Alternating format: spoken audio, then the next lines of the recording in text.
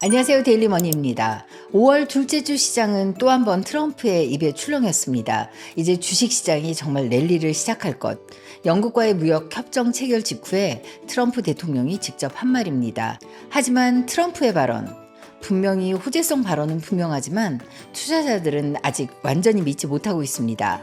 고율 관세 문제, 경기 둔화 우려, 그리고 정치적 수사에 대한 학습 효과까지 지금 시장은 더 냉정하게 움직이고 있습니다. 그런데 이 와중에 흔들림 없이 상승세를 유지하는 섹터가 바로 AI 중심의 빅테크주들입니다. 모건 스탠리는 2028년까지 전 세계적으로 2조 6천억 달러가 AI 인프라에 투자될 것으로 전망하고 있습니다. 올해 2025년부터 AI 관련 투자의 수익성이 본격화되어서요.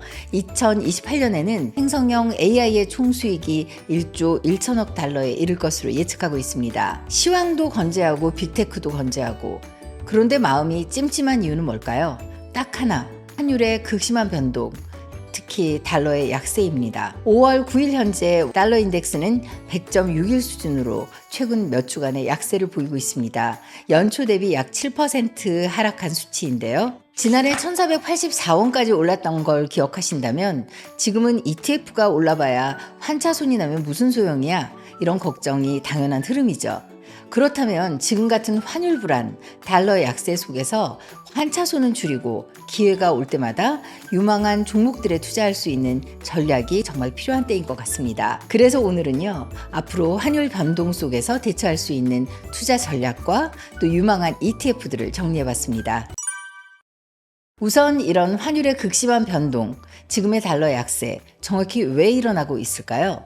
핵심 원인을 짚어보면요. 무엇보다 근본적인 원인은 트럼프의 관세, 무역 압박 발언들이었죠. 트럼프 대통령이 취임 후 다시 무역 장벽과 관세 압박 카드를 꺼내들면서 글로벌 불확실성을 키웠고요. 이런 일련의 사건들은 글로벌 투자자들에게 달러에 대한 심리적인 불신을 깊게 심어줬습니다. 다음 원인으로 꼽자면요. 지난 7일 FOMC 기준금리는 그대로 동결됐지만요. 시장은 여전히 올해 안에 총 3번 0.75%포인트 인하를 기대하고 있습니다. 최근에 고용 지표가 강하게 나오고 물가도 쉽게 꺾이지 않다 보니까 첫 인하 시점은 조금 더 미뤄질 수 있다는 이야기가 나오고는 있지만요.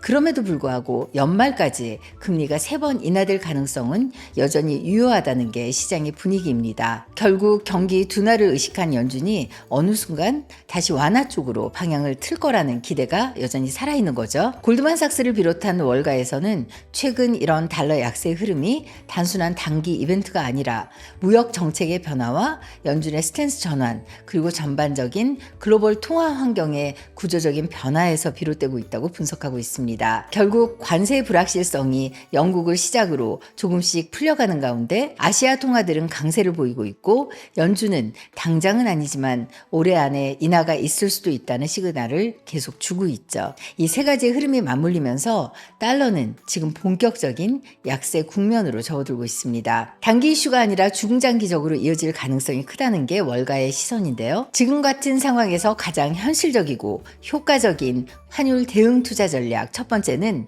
환헤지 ETF로 환차손 방어하기입니다. 환율이 불안할 때 쓸 수 있는 가장 직관적인 전략이죠. 환헤지형 ETF, 즉 환율 변동을 막아주는 ETF를 활용하는 겁니다. 그렇게 함으로써 달러가 빠져도 주식은 올랐을 때 수익률을 거의 온전히 가져갈 수 있습니다. 대표적인 환헤지형 미국 ETF 3개를 정리해봤는데요. 이 표에서 보셨듯이 S&P 500은 분산성과 안정성, 나스닥 100은 기술주 중심의 고성장성의 순수 미국 지수를 패시브하게 추종하는 ETF이고요. 타이거 미국 테크 탑10 인덱스 H는 애플, 마이크로소프트, 메타, 구글 같은 진짜 기술주 핵심만 골라 담은 ETF로 시가총액 비중에 따라서 자동으로 리밸런싱이 됩니다. 특히 AI 관련 ETF가 최근 조정 이후에 다시 반등 중인데요. 지금처럼 달러가 빠질 때 환헤지 버전을 활용하면 AI의 상승은 누리면서 환차손은 막을 수 있는 전략이 됩니다. 하지만 미국 환해지 ETF가 유리한 경우는 사실 일반적인 상황은 아니라서요. 요즘처럼 달러 약세가 당분간 이어질 것으로 보일 때 1, 2년 정도 중단기 투자용으로 활용하는 게 좋습니다. 장기 분할 매수해서 연금 저축펀드나 IRP 이런 연금 계좌에 꾸준히 적립하는 용으로는 절대 추천하지 않습니다. 왜냐하면 환해지 상품은요, 장기적으로 보면 환율의 방향성이 바뀌어 오히려 역효과가 날 수가 있고요.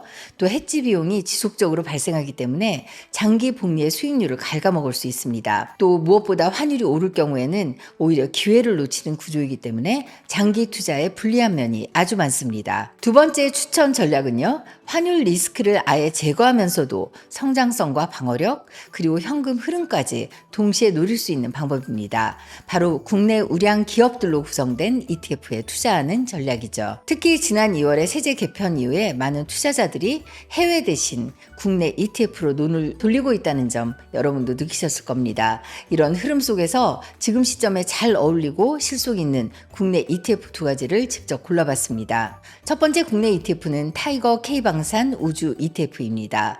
국내 방위산업과 항공 우주 분야에 집중 투자하는 ETF인데요. 한화 에어로스페이스, 한국 항공우주, 현대 로템 등 주요 방산기업의 약 90%의 비중으로 투자하면서 나머지는 풍산 등 우주 항공산업 관련 기업들로 구성되어 있습니다.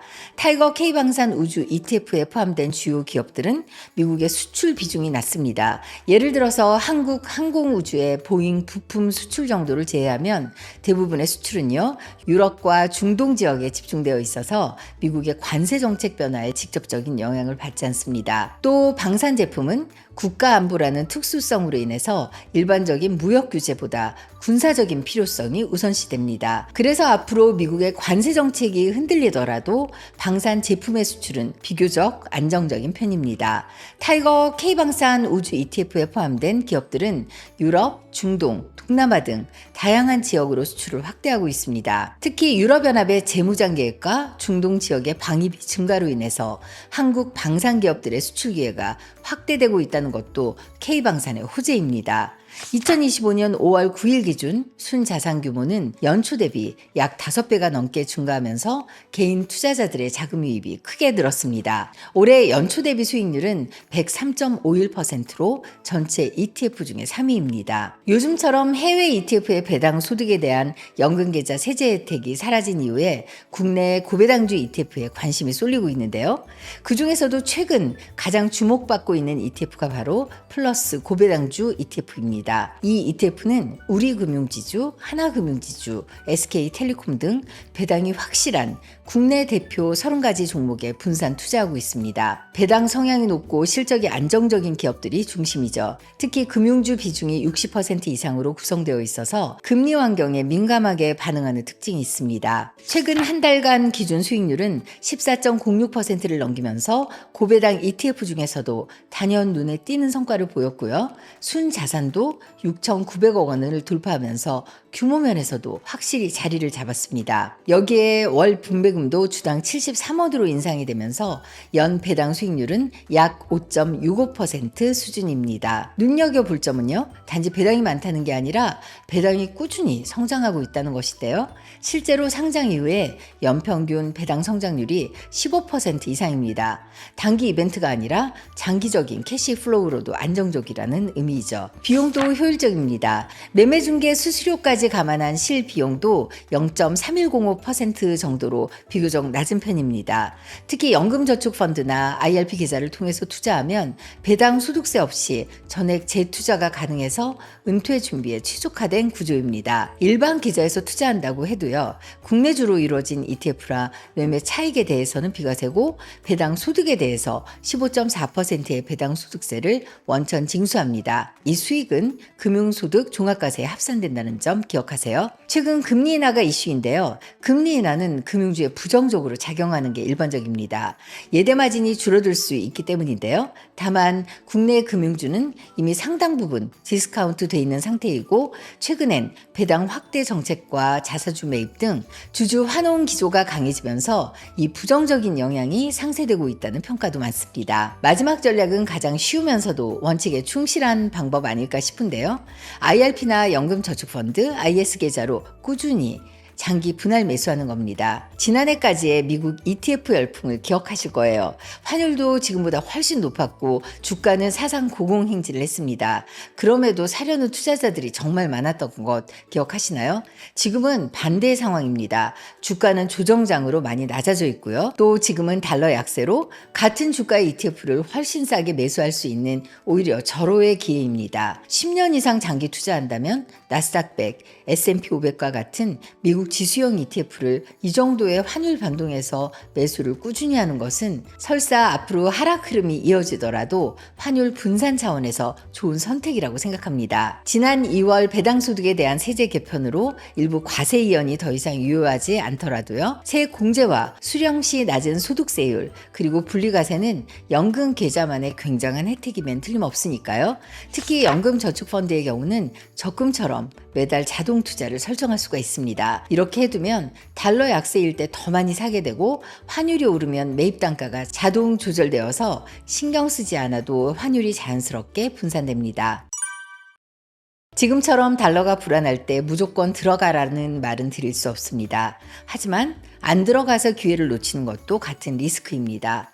그래서 오늘 소개해드린 환율 변동이 극심한 속에 달러 약세에 대비한 3가지 전략은요. 첫째, 환헤지 ETF로 환차손 방어하면서 둘째, 환율 리스크 없이 글로벌 상황에 수혜를 받을 수 있는 국내 ETF를 포트폴리오에 일정 부분 담기, 또 셋째, 연금저축펀드와 IRP에 꾸준히 장기 분할 매수 전략으로 사모으기까지 이 3가지를 잘 실천하시면 좋겠습니다. 최근 트럼프 대통령은 영국과의 무역 협정 체결 후에 투자자들에게 지금 당장 주식을 사라고 권유하면서 미국 경제가 로켓처럼 상승할 것이라고 발언했는데요. 트럼프는 과거에도 주식시장의 상승을 자기의 정책 성과로 강조해온 인물이죠. 얼마 전까지 주식장을 온통 마이너스로 만든 장본인이라는 점에서 참 아이러니합니다. 그리고 이런 발언들과 완화된 협상 분위기로 상승 중인 장은 언제든 뒤집힐 수 있다는 점에서 오히려 지금은 굉장히 조심할 시기라는 생각입니다. 이럴 때는 앞으로 또 분위기 뒤집힐 상황을 대비해서